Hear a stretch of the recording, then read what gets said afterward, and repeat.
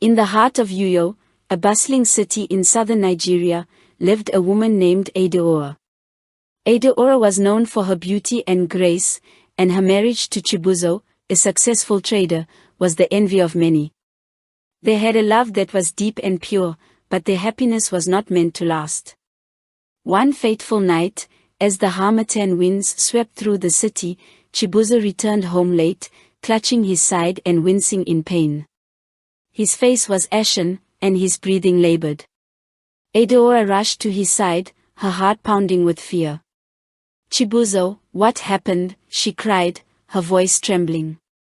"I was attacked," he whispered, his voice barely audible. "Some men, they wanted money. They stabbed me when I refused." Adaora's hands shook as she peeled back his blood-soaked shirt. The wound was deep and ugly, a cruel gash that oozed blood and threatened to take her beloved from her. She knew she had to act fast. "Stay with me," she urged, pressing a cloth against the wound to staunch the bleeding. "I'll get help." Chibuzo grabbed her hand, his grip surprisingly strong despite his weakened state. "No, Adaora," he said, his eyes locking onto hers. "There's no time. There's something you must do." Adaora's heart skipped a beat. "What do you mean?" Chibuzo took a labored breath. "My grandmother once told me a story about an ancient remedy. She said that the saliva of a loved one has healing properties. You must lick my wound, Adaora. It's our only hope." Adaora stared at him, her mind reeling. It sounded like a myth, a tale from the old days. But as she looked into Chibuzo's eyes, filled with pain and desperation, she knew she had no choice. With a trembling hand, she leaned down and pressed her lips to the wound. The taste of blood filled her mouth, metallic and bitter. She closed her eyes and willed herself to continue, her love for Chibuzo pushing her past her revulsion. As she licked the wound, something extraordinary happened. The bleeding began to slow, the edges of the gash knitting together before her very eyes. Adaora's heart soared with hope. Maybe, just maybe, this ancient remedy would save him. But their ordeal was far from over. The men who had attacked Chibuzo were not just thieves, they were part of a dangerous gang that ruled the streets of Uyo with an iron fist. They had marked Chibuzo for defying them, and they would stop at nothing to finish what they had started. Days turned into nights as Adaora nursed Chibuzo back to health, her vigilance never wavering. The wound healed slowly, but their peace was fragile, like a delicate thread that could snap at any moment. One evening, as the sun dipped below the horizon, casting long shadows over their home, a knock echoed through the silence. Adaora's heart leapt into her throat. She exchanged a worried glance with Chibuzo. "I'll see who it is," she whispered, her voice barely steady. Chibuzo nodded, his face etched with concern. "Be careful." Adaora moved to the door, her hands shaking as she reached for the handle. She opened it a crack and peered out into the dim light. Standing there was a figure she recognized all too well, Okon, the leader of the gang that had attacked Chibuzo. His face was a mask of cruelty, and his eyes glinted with malice. "Adaora," he said, his voice smooth and threatening. "I've come to collect what is owed." Adaora's heart raced. She knew they were in grave danger. The gang would not leave them in peace until they had exacted their revenge. She had to protect Chibuzo, no matter the cost. "What do you want?" she asked, her voice trembling. Okon smiled, a cold and calculated smile. "I want what belongs to me. Your husband defied us, and now he must pay. But perhaps, there's another way. A way for you to save him." Adaora's blood ran cold. She knew whatever Okon proposed would be fraught with danger, but she had no choice but to listen. Her love for Chibuzo was her guiding star, and she would do anything to keep him safe. "What do you propose?" she asked, her voice barely above a whisper. Okon's smile widened. it's simple. You must come with me. Do as I say, and your husband will live. Refuse, and he will die. Adaora felt a wave of despair wash over her. She knew that going with Okon would mean stepping into a world of darkness and danger, but it was the only way to save Chibuzo. She took a deep breath, steeling herself for what lay ahead. I'll do it, she said, her voice firm despite the fear that gnawed at her. Okon's eyes gleamed with satisfaction. Good. We leave at dawn. As the night wore on, Adaora lay beside Chibuzo, her heart heavy with the weight of her decision. She knew that the road ahead would be perilous, but her love for Chibuzo gave her strength. She would face any danger, endure any hardship, to ensure that they both survived. With the first light of dawn, Adaora rose and prepared herself for the journey. She kissed Chibuzo's forehead, her heart breaking at the thought of leaving him. Stay strong, my love, she whispered. I will return to you. Chibuzo grasped her hand, his eyes filled with gratitude and sorrow. Be safe, Adaora. I believe in you. With a heavy heart, Adaora stepped out into the early morning light, ready to face whatever challenges lay ahead. The path before her was uncertain, but her resolve was unwavering.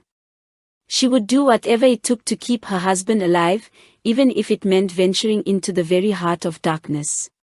As Adaora walked beside Okon through the deserted streets of Uyo, she could feel the weight of her decision pressing down on her. The early morning air was cool, and the first rays of sunlight barely pierced the thick clouds above. Her thoughts were consumed with worry for Chibuzo and the unknown dangers she was about to face. They arrived at a rundown warehouse on the outskirts of the city. The building loomed large and ominous, its windows broken and the walls covered in graffiti. Okon pushed open the heavy door, revealing a dimly lit interior filled with shadows and echoes. Adaora's heart pounded as she stepped inside, feeling as if she were entering a lion's den. Inside, a group of rough-looking men lounged about, their eyes narrowing as they saw Okon and Adaora. The air was thick with tension, and Adaora could sense the hostility radiating from them. Who's this? One of the men sneered, eyeing Adaora with suspicion.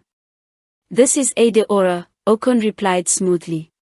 She's here to settle a debt. The men exchanged glances, their expressions a mix of curiosity and amusement. One of them, a burly man with a scar running down his cheek, stepped forward. And how exactly is she going to do that? He asked, his tone mocking. Okon smiled, a cold and calculated smile that sent shivers down Adaora's spine. By proving her loyalty. Adaora will join us in our next operation.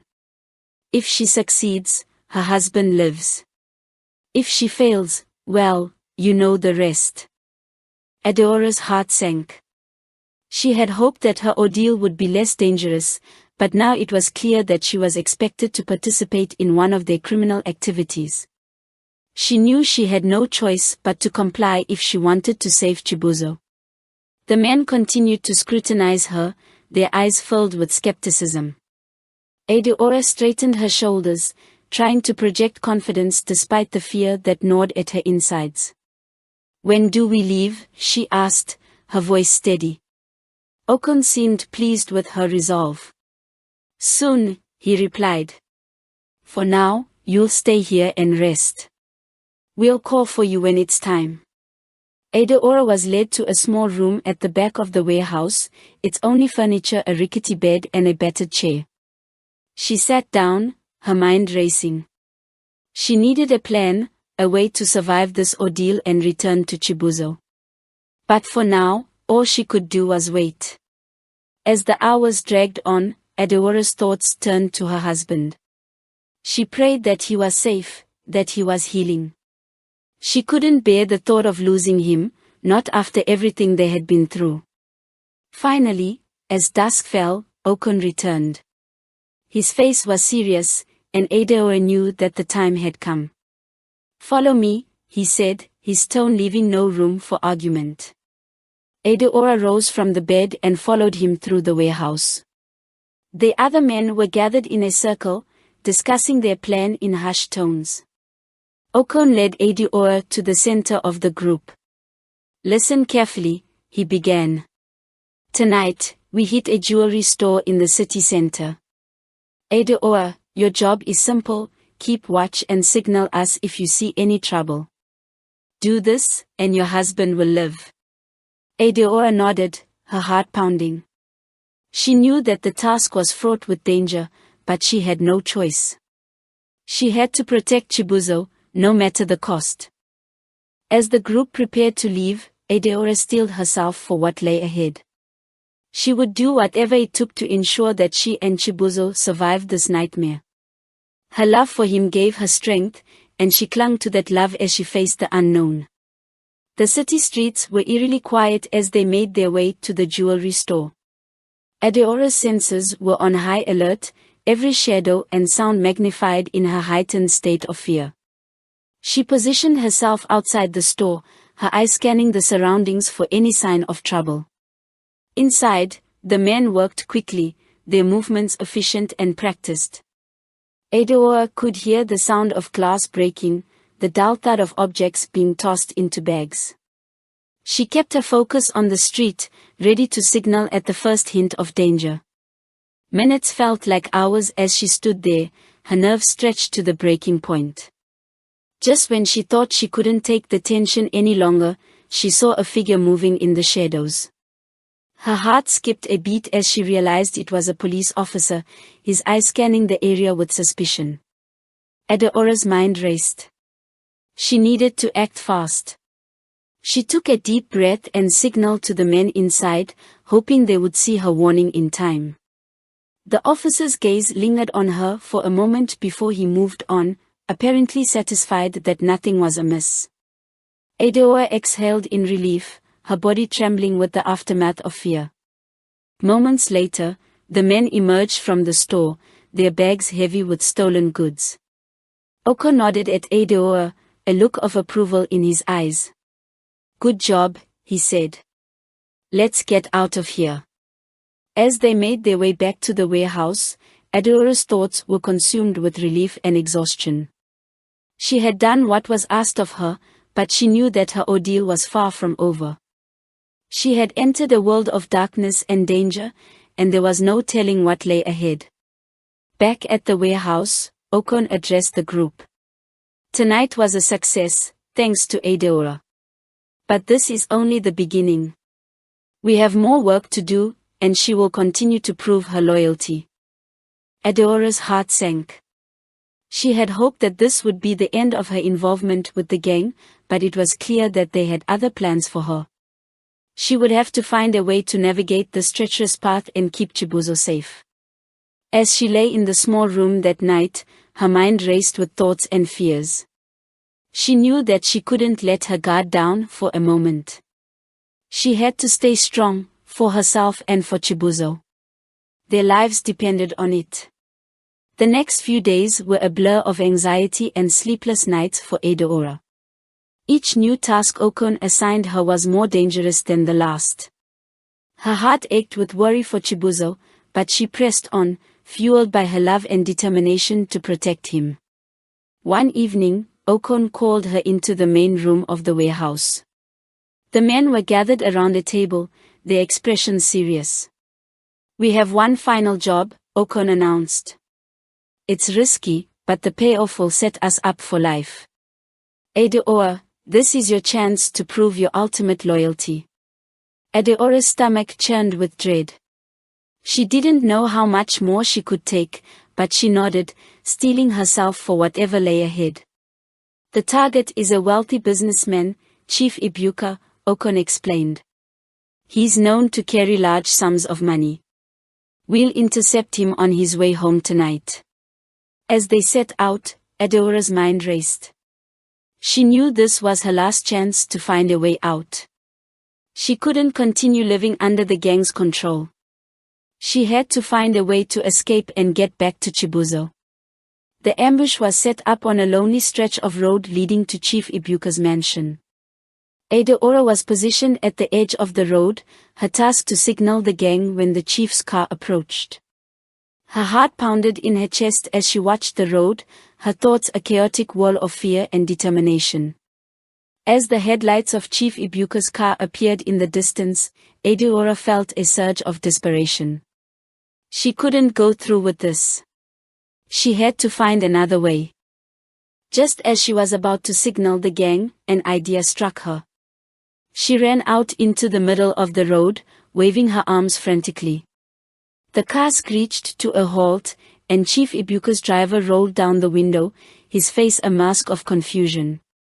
"Please, help me," Adaora cried. "There are men waiting to ambush you. We have to get out of here." The driver hesitated for a moment before nodding. He quickly reversed the car and sped away, leaving the gang behind. Adaora knew she couldn't go back to the warehouse. She had betrayed Okon and his men, and they would stop at nothing to punish her. She had to find a way to get to Chibuzo and escape the city. She made her way through the dark streets, her heart pounding with fear and adrenaline. When she finally reached their home, she found Chibuzo sitting up, his wound nearly healed. "Adaora," he exclaimed, his face lighting up with relief and joy. "You're safe." "We have to leave, Chibuzo," she said urgently. "The gang, they won't let us go. We have to get out of Uyo." Chibuzo nodded, his face serious. "We'll go to my uncle's village. It's far from here, and they won't find us there." Together, they packed a few belongings and slipped out into the night. As they made their way through the city, Adaora couldn't help but reflect on everything they had been through. They reached the village safely, finding refuge with Chibuzo's uncle. There, they began to rebuild their lives, free from the shadow of the gang that had once threatened to destroy them. Moral lesson: love and determination can give us the strength to overcome even the most perilous challenges. Adaora's unwavering love for Chibuzo gave her the courage to face her fears and protect him at all costs. Her story teaches us that true loyalty and bravery come from the heart, and that even in the darkest of times, hope and resilience can light the way to a better future.